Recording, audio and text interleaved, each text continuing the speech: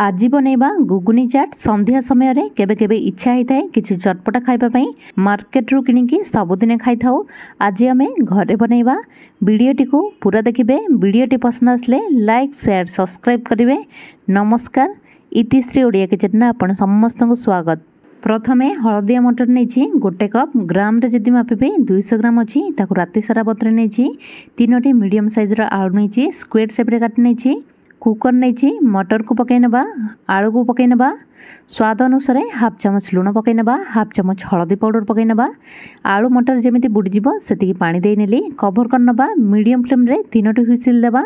सेतिक भितर आमे ग्रीन चटनी बनै नबा। प्रथमे छोट गोटे जार नहीं अल्प टिके धनिया पत्र, अल्प टिके अदा, जेतिके राग खाइबे सेतिके कंचा लंका, गोटे लेंबुर रस, हाफ चामच ब्लैक सल्ट, हाफ चामच लुण, गोटे चामच चीनी, अल्प टिके पानी देकी चिकन करके बाटी नहीं। एठी हमर ग्रीन चटनी रेडी हो गला। आकु साइड रे रखि दिथिबा। एबे दही रेडी कर नबा। हाफ कप फ्रेश दही नहीं, हाफ चामच लुण, गोटे चामच चीनी पकई नेली। चिकन करके मिसई नबा। आपण चाहिले अल्प टिके पानी पकई पारिबे। मु एमिति ही मोटा रखिबा को चाहूची, सेति किछि भी पानी पकईनी भल से मिसई नहीं। एबे दही हमर रेडी हो गला। आकु साइड रे रखि दिथिबा। एबे तेंतुली रो चटनी बनै नबा। तेंतुली अल्प टिके नेइथिली, ताको आधा घंटा हला पानी रे बतरे नहीं। एमिति मंथी की हाथ रे तार मंजी को बाहर कर नबा। एठी देखि पारतबे सब मंजी को बाहर कर नहीं। एबे फ्राई पैन बसै नहीं। तेंतुली पानी को एथिरे पकई नबा। हाफ चामच लुण पकई नबा, गोटे चामच चीनी पकई नबा, हाफ चामच लाल मिर्च पाउडर पकई नेली। मिसई नबा भल से किछि समय मीडियम फ्लेम रे कुक करबा। पानी टाइप रो टिके अछि, टिके गाढ़ टाइप रो हैला पर्यंत कुक करबा। एठी 4 ରୁ 5 मिनिट परे देखि पारबे पानी टिके सुखी जाइछि, एठी गाढ़ हो जाइछि। एठी हमरो तेंतुली रा चटनी रेडी हो जाइछि। एठी म गोटे बाउल को काढी नेछि। एठी हमरो धनिया रा चटनी, ग्रीन चटनी, तेंतुली चटनी, दही सब रेडी हो गला। एपटे हुइसिल आसी जाइछि। कुकर ठंडा हो जाइछि। देखि पारथबे एठी मटर आलू सिझी जाइछि। एबे चलंतु मसला बनै नबा। कढ़ाई बसै नेछि, तेल पकई नेली। तेल गरम होई साला परे गोटे चामच जीरा पकई नेली।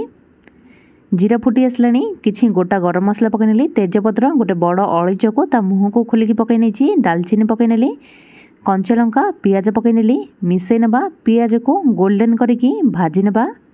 एठी 3 ରୁ 4 मिनिट परे पियाज भाजी हो जाइछि। अदा रसुण को टिके छेची नेछि।